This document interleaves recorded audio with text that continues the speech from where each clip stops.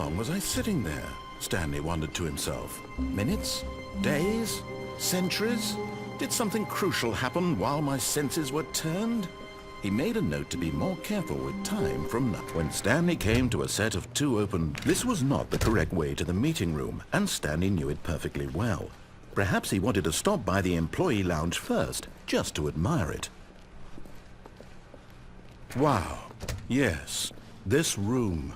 But eager to get back to business, Stanley took the first open door on his left. Stanley was so bad at following directions, it's incredible he wasn't 5 years ago. Look, Stanley, I think perhaps we've gotten off on the wrong foot here. I'm not your enemy, really, I'm not. I realize that investing your trust in someone else can be difficult, but the fact is that the story has been about nothing but you all this time. There's someone you've been neglecting, Stanley. Someone you've forgotten about. Please, stop trying to make every decision by yourself. Now, I'm not asking for me, I'm asking for her.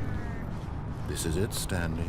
Your chance to redeem yourself, to put your work aside, to let her back into your life. She's been waiting. That's her, Stanley. You need to be the one to do this. Oh, no, you can't... Did you just unplug the phone? No, that wasn't supposed to be a choice. How did you do that? You actually chose incorrectly?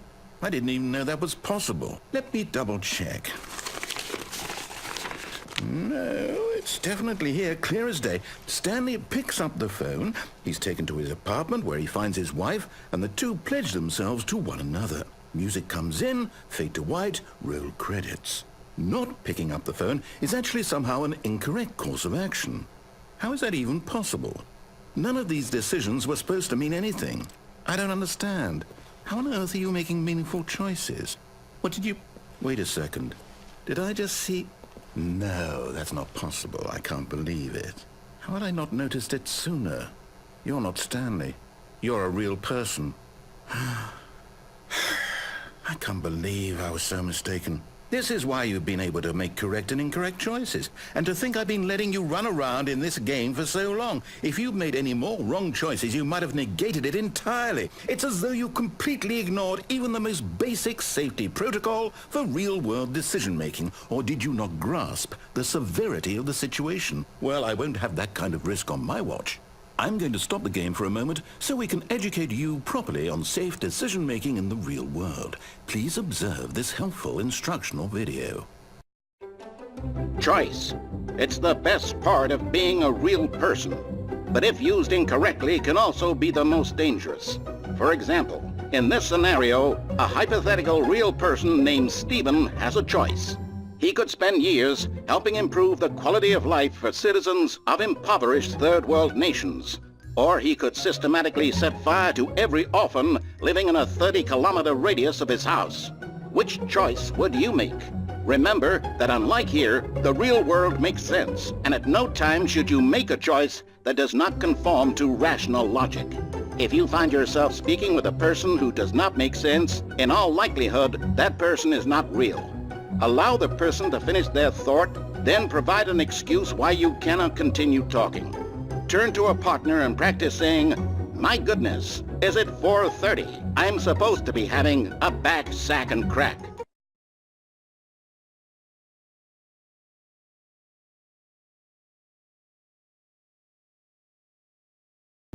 Excellent. Making choices on a regular basis is the best part to a healthy decision-making process. Most medical professionals recommend making at least 8 choices per day. Do you make more than 8? Less? And finally, if you begin to wonder if your choices are actually meaningful and whether you'll ever make a significant contribution to the world, just remember that in the vast infiniteness of space, your thoughts and problems are materially insignificant, and the feeling should subside. At this time, your instructor will guide you in an exercise to test and reinforce the material covered in this video. Welcome back. You may have noticed that this room has begun to deteriorate as a result of narrative contradiction.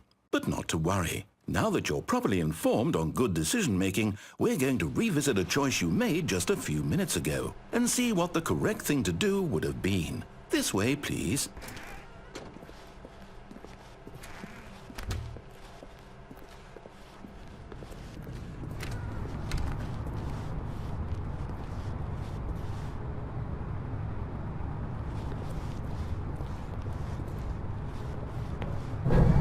Now that we know your choices are meaningful, we can't have you jumping off the platform and dying.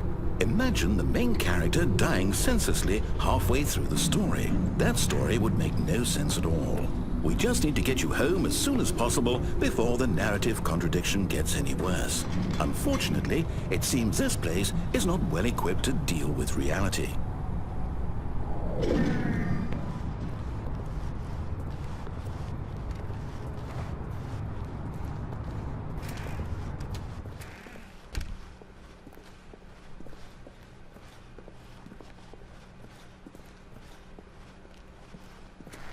Almost there. You'll take the door on the left, back to the correct ending, the story will have resolution once again, and you'll be home free in the real world.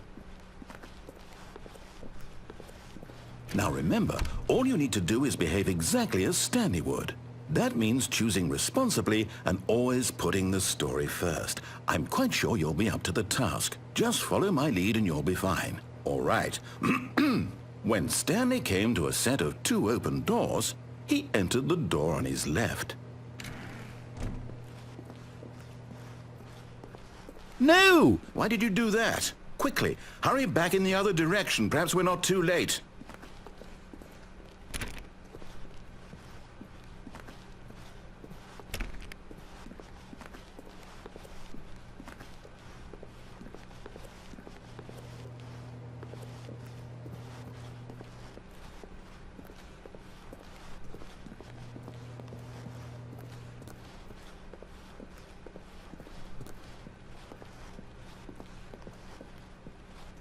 Oh, it's ruined. I can't believe, after everything we talked about, that my story, you've destroyed my work. Why? For what? What did you get out of that? What did you think was so special about seeing the game undone, left here like so much garbage? It's worthless now. And what am I supposed to do? Even if there were a way to continue, would it be worth it? To know that my story is now incorrect? How can I go back to that? I can't erase that knowledge. I'll have to live with it forever, reliving its impossibility forever. I couldn't live that way.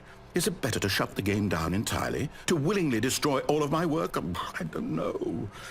What's the answer? What do I do? What do I do? What do I... No, I have to. I have to shut the game down. I have to. I have to.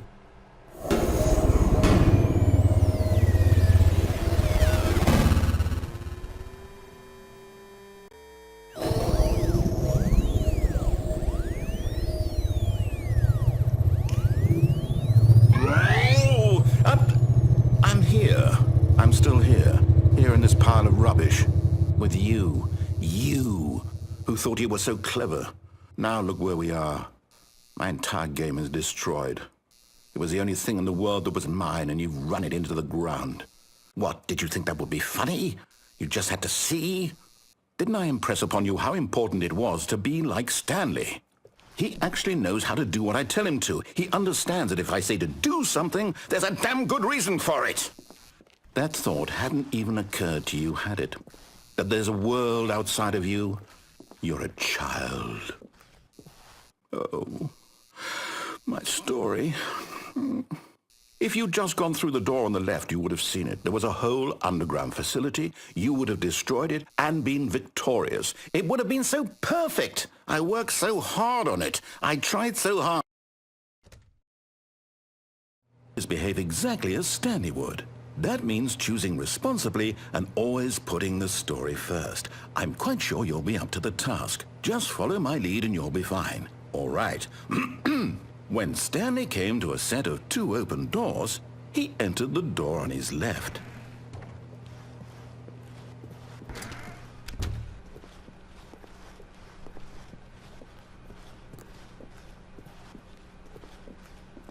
Yet there was not a single person here either.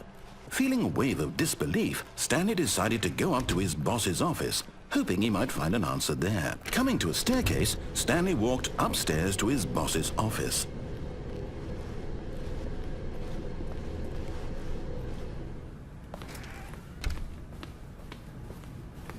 Stepping inside his manager's office, Stanley was once again stunned to discover not an indication of any human life.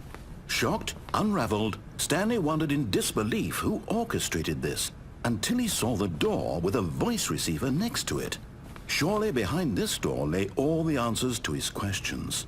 And beyond all probability, he knew the passcode. He had seen it on his boss's computer just last week. Nightshark 115. Was this the code to open the door? Would it still work? There was only one way to find out. Stanley had been trained never to speak up, but now he would draw from within himself the courage to face the unknown. He drew a sharp breath and then spoke the code.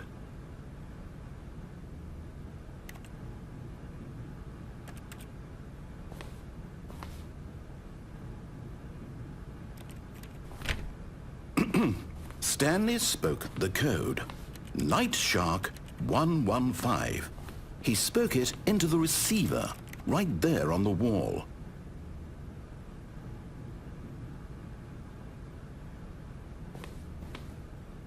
I'm sorry, is there a problem? You didn't mishear me, did you? Please speak the code into the receiver. Otherwise we can't get on with the story. This is a crucial step.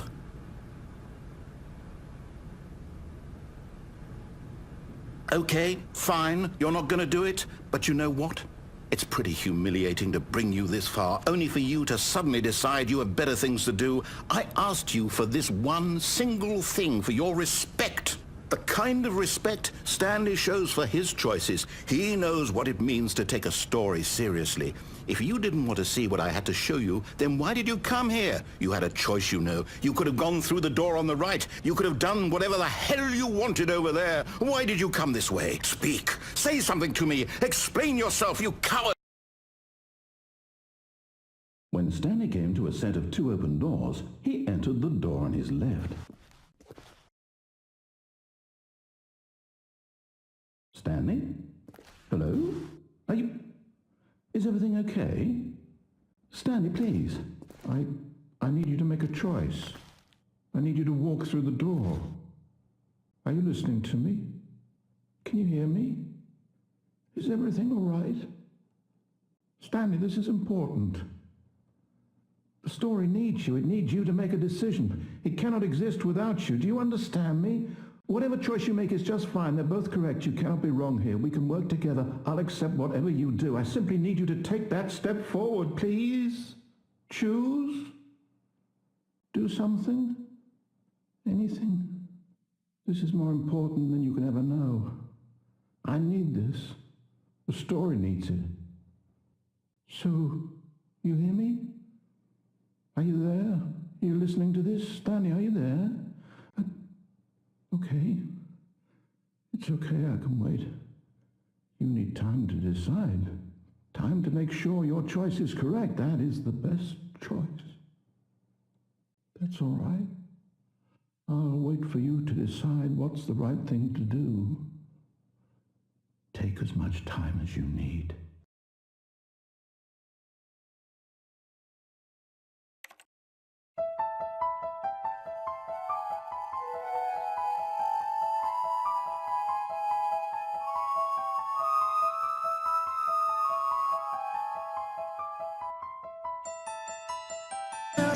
When I'm coming home to you.